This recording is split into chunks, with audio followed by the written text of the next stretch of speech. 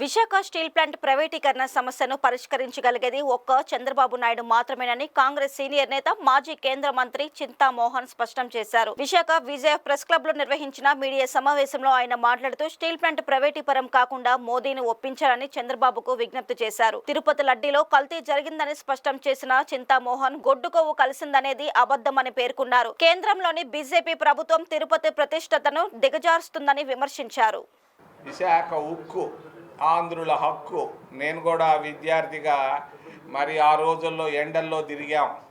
అమృతరావు దీక్షలు నాకు బాగా గుర్తుంది.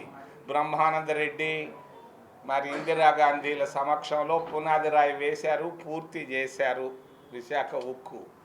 ఈరోజు అన్నిటికంటే విశాఖపట్టణానికి ముఖ్యమైన గుర్తింపు ఉండేది ఉక్కు ఫ్యాక్టరీ.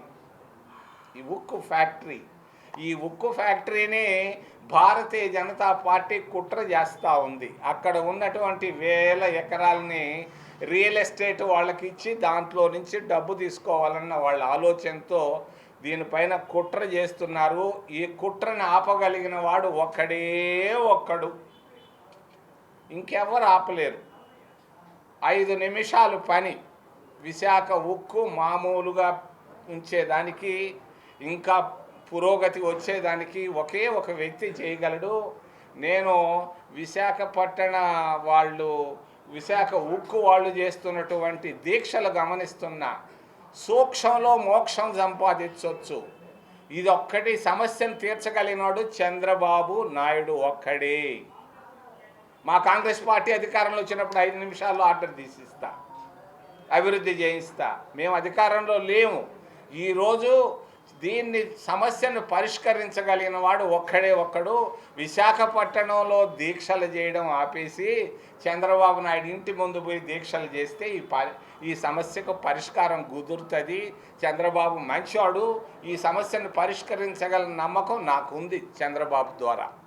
ఆవుతో నిజమైనటువంటి కల్తీ లేనటువంటి ఆవు నెయ్యితో లడ్డు తయారు చేయాలి. అంత పరిమాణంలో అంటే 100 రూపాయలు పడుతుంది. మా వాళ్ళు కూడా ఇవన్నీ గమనిస్తుంటారు.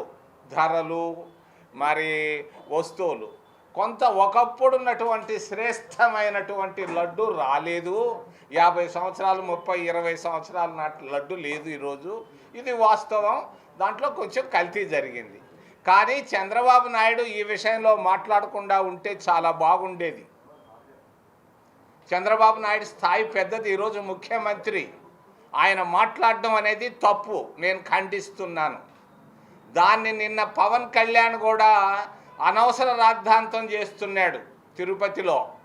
మా తిరుపతి క్షేత్రానికి, పుణ్యక్షేత్రానికి నష్టం చేస్తున్నటువంటి భారతీయ జనతా పార్టీ, పవన్ కళ్యాణ్ పార్టీ, మరి తెలుగుదేశం పార్టీలు నేను ఖండిస్తున్నా. ఈ పుణ్యక్షేత్రంలో రాజకీయాలు వద్దు. ఇది అయోధ్య కాదు. ఇది పవిత్రమైనటువంటి వందల కోట్ల మంది విశ్వాసం, భక్తి మరి నమ్మకం ఉన్నటువంటి ప్రాంతాన్ని మీరు అపవిత్రం చేయడం అనేది తప్పు. నేను ఖండిస్తున్నా.